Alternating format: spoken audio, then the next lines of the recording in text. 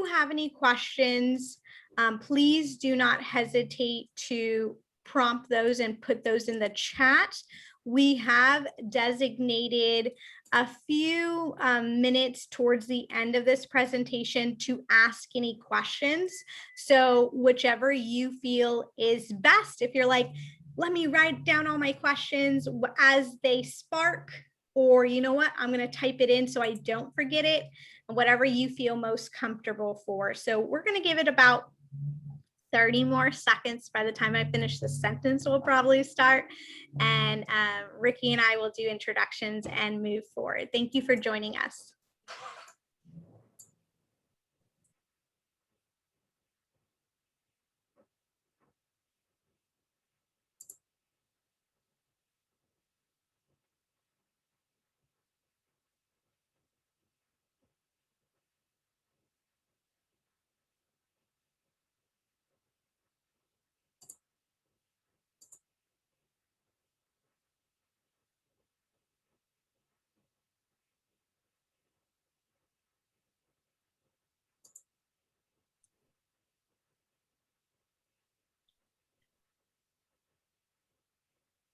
All righty, Ricky, do you want to go to the second slide and you'll start with your introduction and then I'll follow? Sure, I can do that. Hello, everyone. My name is Ricardo Alarcon, and I'm with Loyola University in New Orleans. I'm an assistant director for admissions, and basically this is another fancy term for a regional recruiter. I live in Dallas, Texas, and I recruit the whole state of Texas, including the great city of Houston. So welcome, y'all. And do you want to talk a little bit about Lola? I know this is a presentation for finding the right fit, but just maybe a little elevator speech, 30 seconds or so. Sure. So we're a small private Catholic Jesuit institution located in the city of New Orleans. We're roughly about 3,200 students, liberal arts college. So again, we encourage our students to try different majors, double majors, add minors to your program. We encourage our students to get their hands involved in different subjects. Our most popular areas, if you're not familiar with us, our most popular subjects, fine arts, which is like jazz studies. We have music industry studies, where you learn not only your talent, but you also learn the business side. We have music therapy, we have journalism. That kind of all fits in that media and music and theater as well. 2 is our business school, of course, marketing, accounting. We're kind of like Houston, we're a port city, so commerce is very important to our city. 3 is our sciences. We offer biology, chemistry, pre-med, pre-health. We also offer nursing, and we also have a specialization for marine biology. So it's under our biology program. For those students that want to study reptiles or the swamplands around New Orleans, you can do that. 4 is psychology, and 5 is criminology. So those are our top 5 programs. But again, I'll be happy to answer any questions you might have. Thank you. So Ricardo, my name is Christina. Since we're, in that language, I love it. But my name is Christina Dominguez. I am a Texas regional recruiter for the University of Arizona. Similar to Ricky, I live in the state of Texas, but I recruit for the University of Arizona, which is located in Tucson, Arizona. I cover all of East Texas from the Gulf Coast down to the Rio Grande Valley. As I mentioned, we are located in Tucson, Arizona, just south of the state's capital. We are the 2nd largest city, and we were established in 1885. If you want to impress your friends with some trivia, Arizona did not become a state until 1912. So we're Arizona's first university. We've been around for 135 years with over 35,000 undergraduates and nearly 45,000 students on our main campus. So we maintain a student focus, and to make sure every student is getting, again, the attention that they need and deserve to thrive academically on our 1 square mile of our beautiful campus. We typically bring in a freshman class of 7,000 to 8,000 students, and roughly 40% of our students come from out of state, Texas, Colorado, and California being our popular. So that's Arizona for you. As I mentioned, for those that are just joining us today, Ricky and I will be your presenters today. We're going to briefly discuss what factors you should consider when thinking about if a university or college is right for you. So the title of this presentation is Finding the Right Fit. And before we dive in, let's talk about the different institutions. So here is just going to be different institutions that are not limited to community colleges, public universities, and private universities. Each institution is very unique, and within that, each has different pros and cons. As you can see, I've listed very general advantages of each. And as a student, it's your responsibility to determine the advantages of each and how these factors will benefit you. Awesome. Thank you for that update. If we need to repeat anything, slow down, or for whatever reason, start over, please let us know. I appreciate that. Next slide, Ricky. Okay, so definitely when you're looking at different institutions, you want to look at their applications and see what they offer. A lot of times different institutions will be a part of different types of applications. Of course, if you're thinking of schools in Texas, a lot of them, most of them will follow the Apply Texas application. And then if you're looking at out of state, a lot of out of state institutions will look at common application. And so a lot of these applications, they're pretty much made to where you fill out one application and it's pretty much simple as far as getting them sent out to different institutions. So for example, so if you're looking at coalition or these other applications, definitely you'll just do your info for it, or your biographical, your name, your address, what school you're from, all that information, your extracurriculars. And then what you'll do is you'll pay each application fee for each school, and that's how you get it sent out to those schools. So let's, for example, if I was looking at Arizona and if I want to do the common application with them, I would pay their application fee, they'll get sent to them. If you want to do, we're on common application as well. So if you want to work with us, there's no application fee. So you just hit submit and we'll get your information sent to us. So each school is going to be different. Make sure you ask the recruiter. That's why we're here, to answer questions like those. We're here to kind of make it easier process for you. So again, they're going to ask for biographical information, academic, extracurricular stuff. So make sure you ask the recruiter and we'll be happy to help. Now, some schools might not be on any of these Apply Texas, Common, or Coalition. They might just only have institutional. Basically, that means that you just have to apply directly to the school using their application. So some schools they participate in many, but some schools might only just have that institutional. So just ask around, and hopefully, again, the recruiter is going to help you kind of figure that out. Now, you might want to think of deadlines as far as early action, early decision, regular decision. So there's different types of deadlines when you're looking at applications. The most common one is you might see early decision. So early decision, when you apply for a school, that's ED, we call it ED. If you apply for those institutions, remember, if you're applying to that school and if they do accept you, it's a binding agreement, meaning that when you apply to that school, and usually early decision, they're trying to get a grasp of who really wants to come to their school. So once you get accepted to an early decision application, then that just means you're going to stop your search for other colleges and you're going to commit to that school. So just be careful when you look at the different types of application deadlines as well. Early action just means that you just want to get your application early, and if you get admitted, great, and there's no binding commitment afterwards. And then regular decision, that just means that you're just applying regular decision. Same thing, if you get accepted, then there's nothing that's binding that you have to attend. Just that early decision is the one that you have to keep in mind, that once you've been accepted, you're calling off your search. So I don't know if Christina, you want to add anything to that? No, I think it's important. We'll go over in the next slide about creating a college list, and I'll give you some pro tips about recommendations of what you should do moving forward to make sure you're meeting those deadlines. If a university has early action, early decision, those terminologies. So let's talk about creating a list.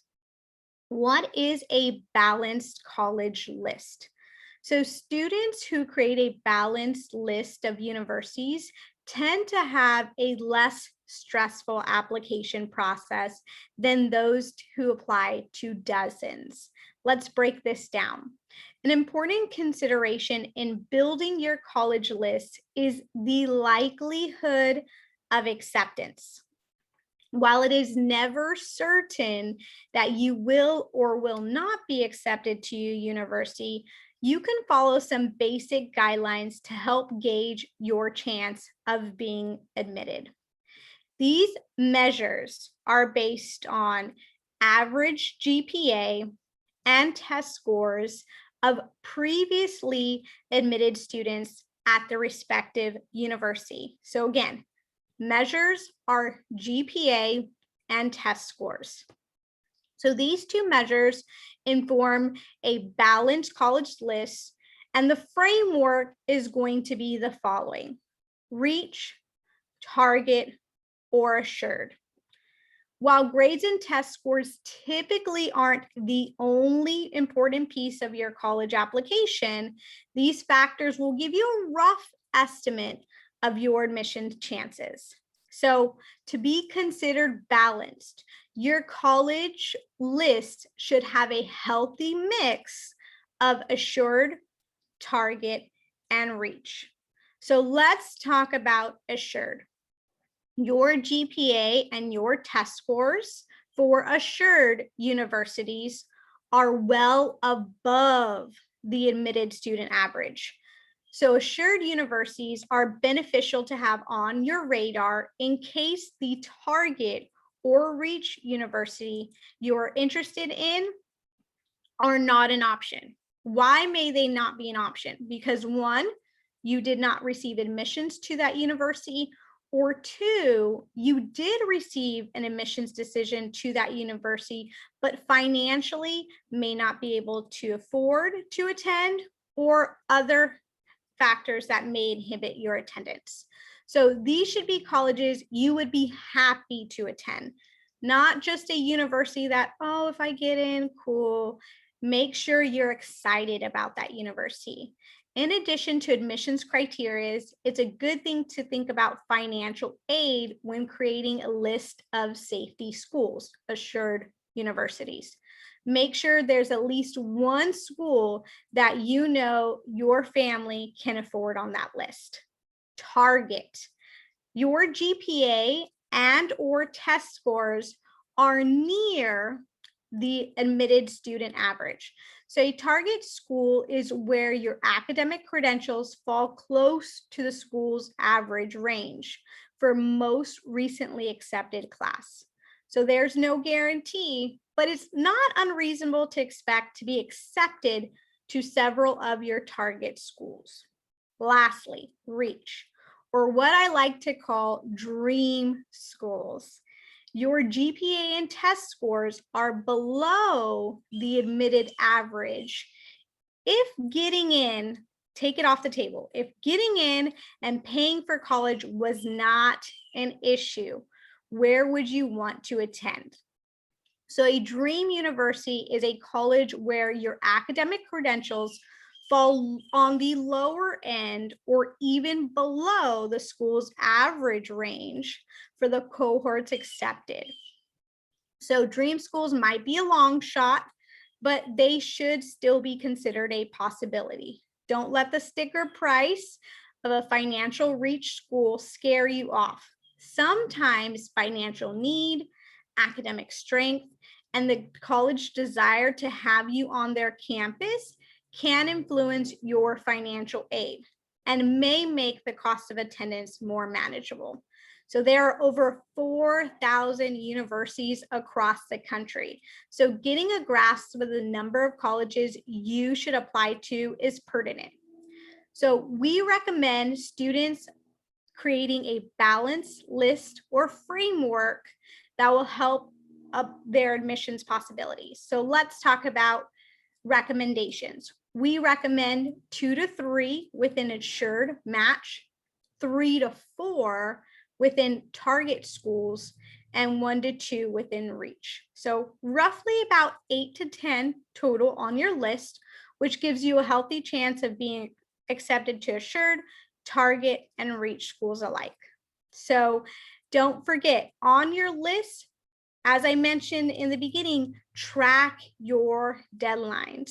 So if you were unaware of your admissions deadlines, don't hesitate to reach out to a recruiter.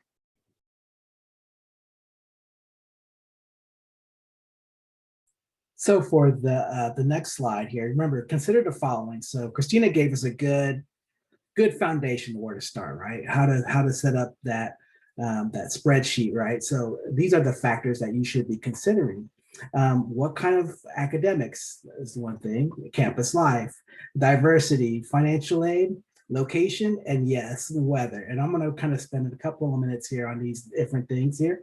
But of course, academics, don't go to the school. I see this happen quite a bit, that just because of the name brand or the name of the school, your best friends are going there, or even like a significant, your boyfriend or girlfriend's going there. So again, don't go to a school just because of those factors. Definitely look at the academics. What are they offering? Do they offer your major? You'll be surprised. Some schools do have your major, but a lot of times some schools might not, or what your career, what you want to do, they might not have the program to get you there. So again, look at that academics. Campus life is another one. Do you want a campus that's large in size, that offers 300 different organizations, or are you looking for just a couple of key groups to be a part of? So campus life is a big part of that. Do you want, again, these kind of intersect with different factors, but again, do you want a campus life where you have things to do on the weekend, like if you're in a large city, or maybe you're in an urban town? What's the campus life like, even like before or after school? Like, what are things to do? So that could be another thing. Diversity. So are you looking for a school with people that are like you, or are you looking for schools that have different populations of students from different backgrounds? So is diversity a big part of what you're considering? So definitely think about that. A lot of schools are trying to promote a diverse student population. So definitely make sure you look at that. That's very important for you. Definitely take a look at that. Financial aid. Considered, Christina mentioned earlier about in a previous slide, what kind of scholarships are these schools are going to offer, or financial aid. There's net price calculators, which basically at MPC is basically where the school lists how much the cost per year is. And actually with the calculators, you could put in your family income and how much they make, and you can kind of see what kind of financial aid you'll be able to receive.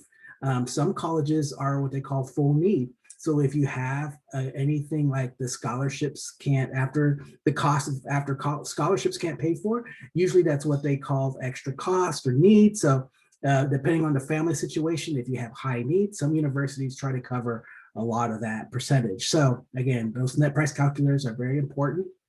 Also there's also scholarship calculators too.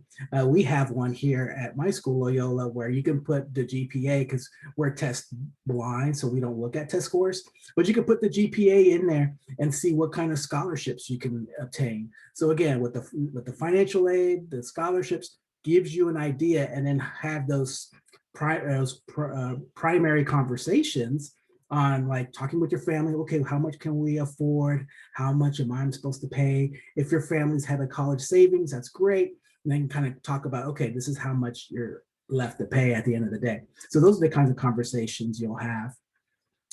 Location, again, that's so important.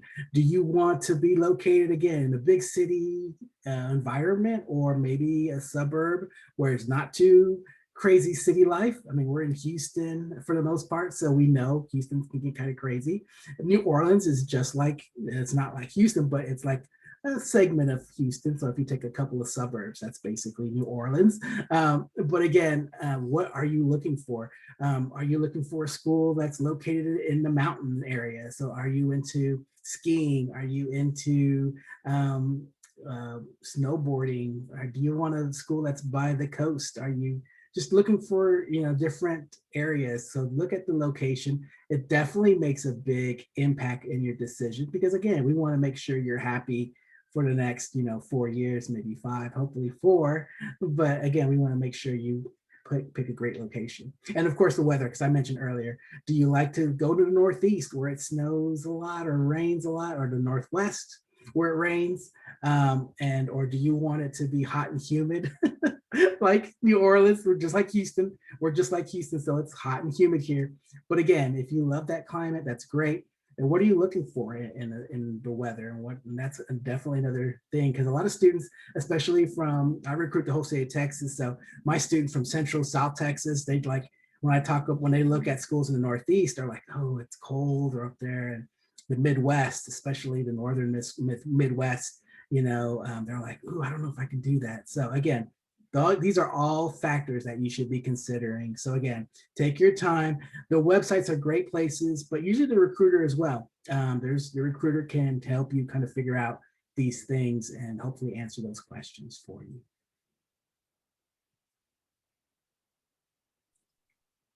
So Ricky briefly talked about the factors you can consider. We're going to go into and dive into it a little further, because I believe that it's important to note each of these factors when considering if a university or college is right for you. So the most important question that I can pose to a student, and Ricky did highlight this, is, does the university have your major you are interested in pursuing? I know it sounds silly, and this may not apply to students that are interested in a more common major, but for those that, for example, mining engineering is only available at 10 universities in the United States, the University of Arizona being one. So that's an uncommon major. So making sure that major is available at your college or university, because some students may have that tunnel vision of, you know what, I want to go there for whatever reason, and may not consider academics. So research shows on average, a college student changes their major at least 3 times over the course of their college career. So make sure you're exploring your options. The University of Arizona has a student to faculty ratio of 15:1. So we are under the second bulletin, personalized attention, student to faculty ratio. So how does a student to faculty ratio benefit you as a student? So if you are unfamiliar with this term, it means the number of faculty that are at the respective university in comparison to the number of students. So if we were to use Arizona as an example, 15:1, it would mean for every 1 faculty member, there's about 15 students on campus. So colleges don't just strut our low student to faculty ratio for nothing. So there are several benefits associated with attending a college with a low student to faculty ratio, including smaller class sizes. So the fewer students per faculty member, class sizes tend to shrink. There's also more opportunity for you to get involved in class discussions and ask questions, and that professor really get to know you. One-on-one attention. So receiving that individualized attention. And again, because this faculty member may have a lower caseload, greater access to meet with them when it comes to asking your questions and receiving help with assignments. So in full disclosure, when looking at student to faculty ratio, it's important to consider your own personal priorities and academic background. This leads to the third bulletin. What is your learning style? So certainly, if you are a visual person, a person that might thrive on PowerPoints, or a person that, you know what, Christina, I can do really well with just listening and I learn really well. So each person has different learning preferences and styles that benefit them. So a student may have a dominant learning style, while others may prefer different learning styles for different circumstances. So as I mentioned, visual are learners that like to see things, such as having a PowerPoint. Auditory is going to be the best way I learn is by listening, reading and writing, and kinesthetics. Kinesthetics is when you learn best with moving and doing. These are my kinesthetic students. I like to say they're my engineering students, or the majors that require a lot of handwork, because they do best with, again, moving and doing that project.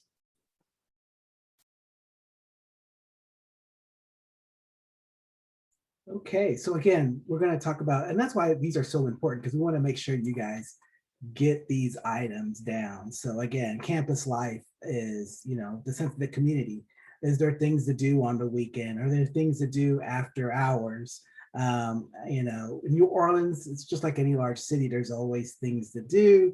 And I think we actually have, because everyone hears about Mardi Gras, right? That's our big celebration that happens in March. Or I'm sorry, February actually. And so what we'll do is we actually will take the students. We actually have an organization that will take the students and actually give you a crash course and like how to participate in the parades, because Mardi Gras is that big parade everyone talks about, but there's actually parades like in the following weeks before, kind of like in San Antonio, how they have Fiesta, if you're ever familiar with that. There's things to do even before like the actual main event, right? So same thing in New Orleans. So there's actually a student organization that will take students out and kind of give you the ins and outs on how to, take out the parade routes and where to sit and all that fun stuff and how to get involved. So again, how does that fit into what you're looking for? You want to definitely go to a place and feel like you belong. So that's where tours is definitely very important. And then we'll talk about this probably later on or here in the next few seconds. But again, tours are very important because this is where you can actually see firsthand, do I fit in and do I see myself here? Can you navigate through the campus? I used to work for a large, huge university, and I can get lost, and if I don't know where I'm at, but again, it's all about what's important to you, what identifies with you. Exploration, again, what do you have? Are there things to do that, hobbies that you might think of?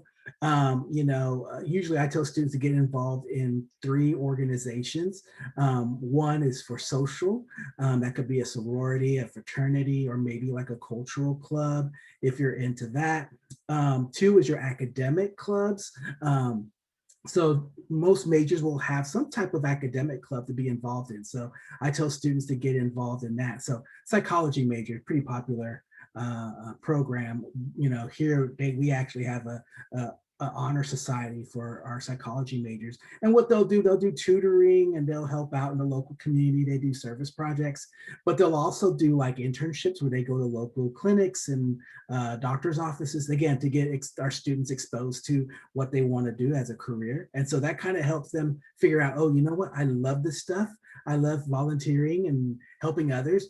I think I'm at a great place to become a therapist and help others. So again, those kind of clubs are so important. And then I think I mentioned too, the last one, I tell them like, do something that's fun. Like I know a lot of campuses have like outdoors clubs, or if you're into athletics, if you play a sport in high school, but you maybe don't want to play at a varsity level, but still want to be part of like what they call a intramural league, which means you play with other students. A lot of students get involved in that, and a lot of colleges do have like those clubs. Again, that kind of just builds camaraderie or builds friendships, and you never know.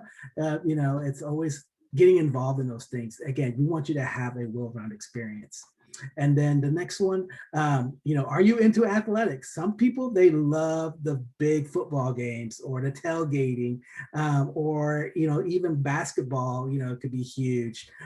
Even like some of these other colleges, whatever sport's huge, a lot of students want to be a part of that. They feel like a belonging, right? So they want to participate in that. So if that's a big part of what you're looking for, yeah, make sure you visit a game if you can, or, try to visit some events. Usually they do have like they have student rates for students, and sometimes they'll let visitors have different rates. So you might check out a game for a discounted price.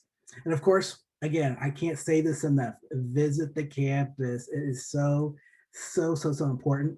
I know because of COVID, everything is kind of different right now. Schools are slowly opening back up to let in visitors. We here at Loyola, we do allow tours, but we only allow a certain amount, again, because we want to be socially aware and social distance.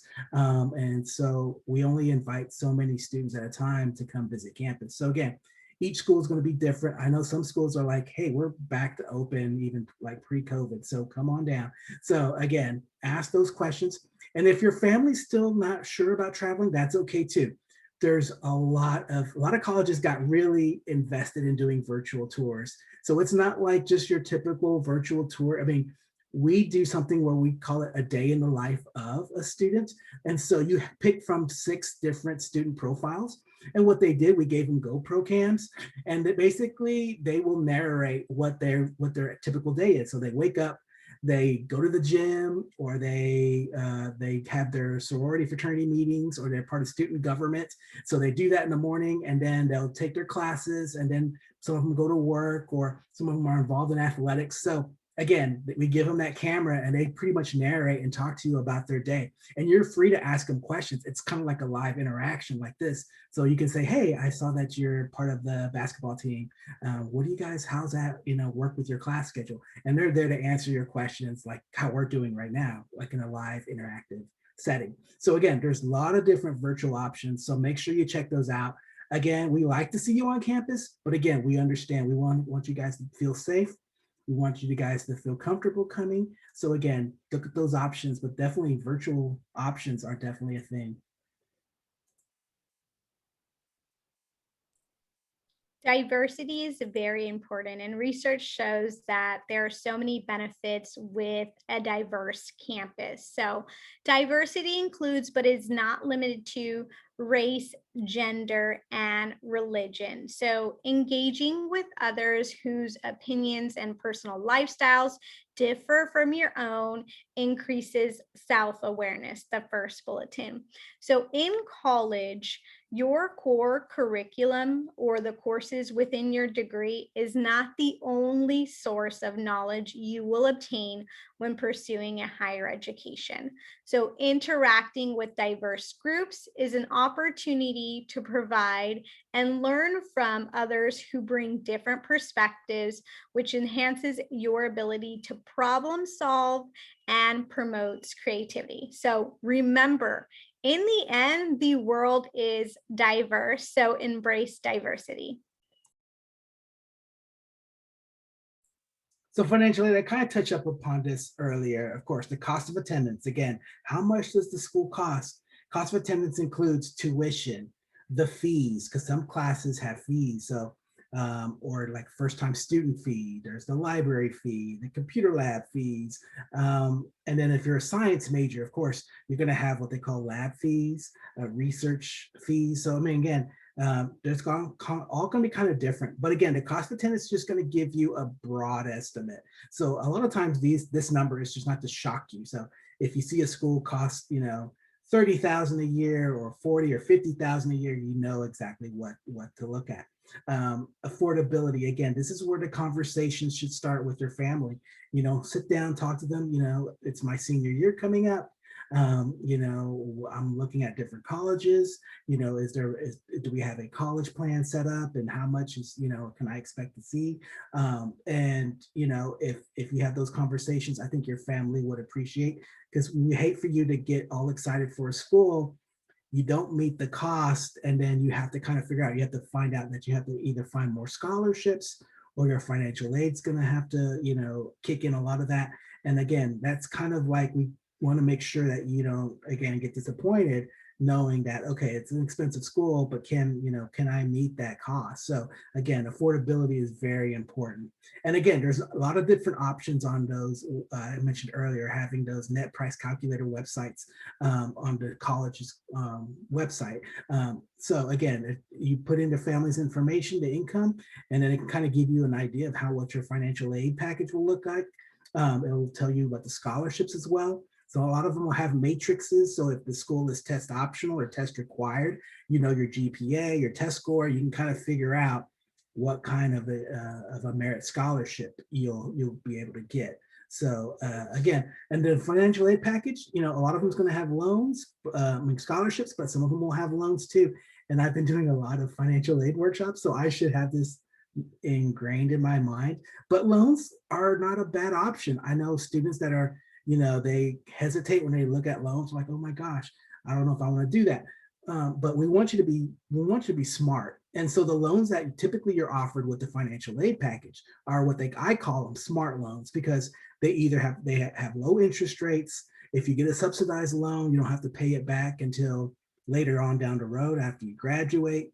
If you get a subsidized loan, again, or unsubsidized, I think I can say that backwards, but if you get the subsidized loan, you don't have to pay until afterwards. If you get the unsubsidized one, you have to pay it right away. But again, these are some great options for students. And again, we want to make sure that you're looking at everything, because I know some families where there's like, oh, if my son or daughter wants a car, I'll be the first one to help sign for it. And then we talk about the loans for their education, and it could be the same amount. And they're like, well, I don't know, I don't want to take out a loan. And so we want to make sure, again, if you're only taking, we understand there's, especially in the news, you hear stories of students take out all these massive loans, but we want to make sure, and this is what we do for most schools. Most schools will have loans as the final option. So we'll look at scholarships, we'll look at grants. Grants is money you don't have to pay back. So we love grants. Work study, where you get an on-campus job or off-campus job, but it's part-time and it helps pay for your tuition. And so the last option is loans. So again, we'll try to look at everything, try to meet your costs. And then, if we do need to have loans, then we'll have that conversation. But lastly, again, student debt. That's where you want to know, I think the average student graduating from college now, I think it's around 35,000 a year. I mean, 35,000 total for all 4 years. That's a good place to be at. I mean, if you're going to spend more than that, then that's where we can have those conversations. Like maybe that's going to be too far of a reach for you, because again, we would hate for you to graduate and then you have all this mountain of debt that you have to pay back. So 5, 6, 7,000 a year, that's pretty much typical, 5 to 6, 7. And so again, if you're going over that, then yes, you want to be cautious of that as well. So but yes, and again, that's where their financial aid offices at the colleges will help you. Reps like me and Christina, we will help you kind of figure that out as well. I love that slide, and I think it's an important topic. Ricky went into great detail about the importance of, and I think the key word here is borrowing responsibly and smart. So knowing your options. Let's talk about location. So Ricky briefly touched about this on cost of attendance, but many students may not consider the price of travel, regardless of the mode of transportation, when it comes to traveling back home for the holidays or any other special occasions. So for example, from Houston to Arizona, a plane ride is about 2 hours and 30 minutes. But if you love road trips, the car ride is over about 15 hours. In our defense, though, it takes about 10 hours to get to El Paso alone. But regardless of how far you are interested in going, whether the university you are interested is a state away, multiple states away, or a few hours away, consider this a preference. So moving away makes you learn how to manage your own responsibilities. And it may be the simple things that you're probably already doing, like washing your clothes. Yes, some students, I know I was that student. Mom, please, I don't have anything clean. Washing your clothes, getting up without your parents' help, that one was a hard one for me. And not having home cooked meals. But you gain more. You gain your sense of dependence. So college is your home away from home for the next 4 years. So make sure you're choosing a location that meets your needs. So consider the following when we think about location. Family.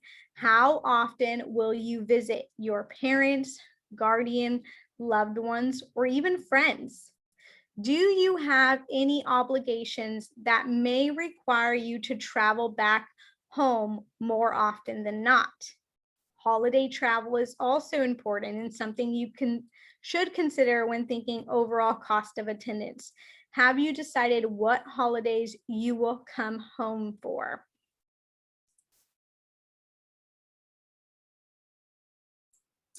Again, weather is so important. Do you mind, the couple of inches of snow, maybe a foot of snow you might get living up north? If that doesn't bother you, some people are like, I love the snow outfits I'm going to have when I go up to college.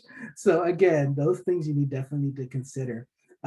Winter blues, definitely when you travel to a new part of the United States, if you've never been there, this happens, I see, with students that are just not used to the weather, because sometimes it can snow a lot. Like you might have weeks and weeks and days of snow.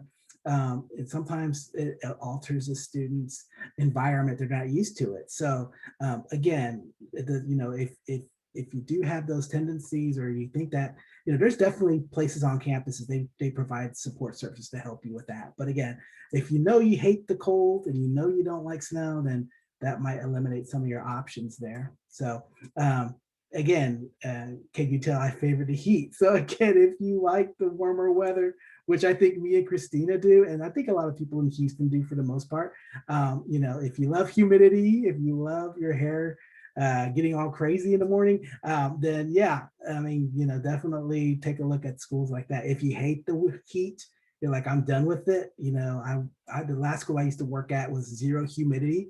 The ladies would love it. They were like, oh my gosh, I wish I could just wake up and then my hair is all nice and I can just go to class. And so again, what's important to you guys, right? And again, remember, weather is so important. Remember, you got to live here for the next 4 years. So again, do you mind the rain? Do you mind the snow? And if it gets hot, if the AC goes out, are you cool with that? So again, those are the kinds of questions you need to ask yourself. Speaking of weather, it is super nice in Houston today. So my window is open, which means there's a truck that's driving past really loudly right now. But kind of on the topic of what Ricky said, Texas native, we love the heat, something that we're used to. Consider weather as a factor. So in summary, there are so many variables to consider that make up the perfect university for you. So whether they offer your desired major, that was the topic of academics, how lively the campus is, how big or small, diverse, the financial impact was a big one, and location, which one is right for you. More importantly, what is important to you as a future student? So don't hesitate to have these conversations with your family now about your future plans, because it's never too early to start researching your future opportunities. So of equal importance, reach out to your recruiter. We've probably said that 5 times. They are your greatest advocate, maybe potentially your best friend in the future. So reach out to your recruiter or the university. If you're like, Christina, I have no idea who my recruiter is, reach out to your university and they'll make sure to give you that information. So if you are interested in connecting with a university now, here are some resources for you on this slide. So connecting with students. We know we live in a virtual world, and we know there's pros and cons with living in a virtual world. I think there's a lot of pros in the sense that we're able to connect with more students to have these opportunities to learn about the university that may not be as accessible. For example, Ricky lives in Dallas, right? So commuting to Houston, he might not always be here, but he's definitely a phone call, an email, or a Zoom meeting away. So there are virtual engagements for you to include information sessions. Like, I want to learn about the University of Arizona. Can I attend an information session? Yes, let me show you how. Campus tours. Ricky mentioned this as well.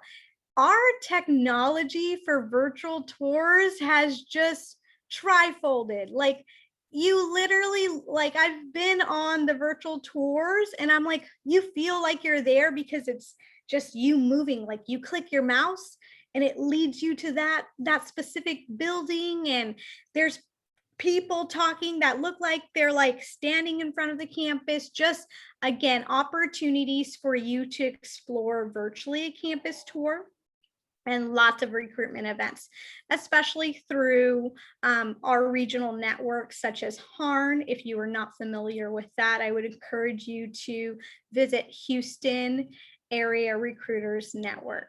Virtual college fairs are now available, hosting almost every week. Ricky and I almost work every evening in these virtual college fairs, virtual visits as well. So inquiry cards are going to be your best friend. I told you, start looking and researching universities you are interested in. Start creating that list of your assured reach and target schools. And then start putting your information out there. If you know, okay, Christina, I created my list. Here's my healthy list. You told me, a love list.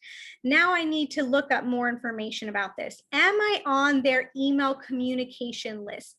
If you are not receiving email communications from the universities you are interested in, please do. That is how you're going to get the most up-to-date information about scholarships, about deadlines, about events that were happening. So highly recommend filling out inquiry cards, or what some universities call request more information cards. So if you have any questions, please do not hesitate to let us know in the chat, and we have about 10 minutes to answer any questions that you may. Ricky, do you want to stop recording so then students can ask their questions?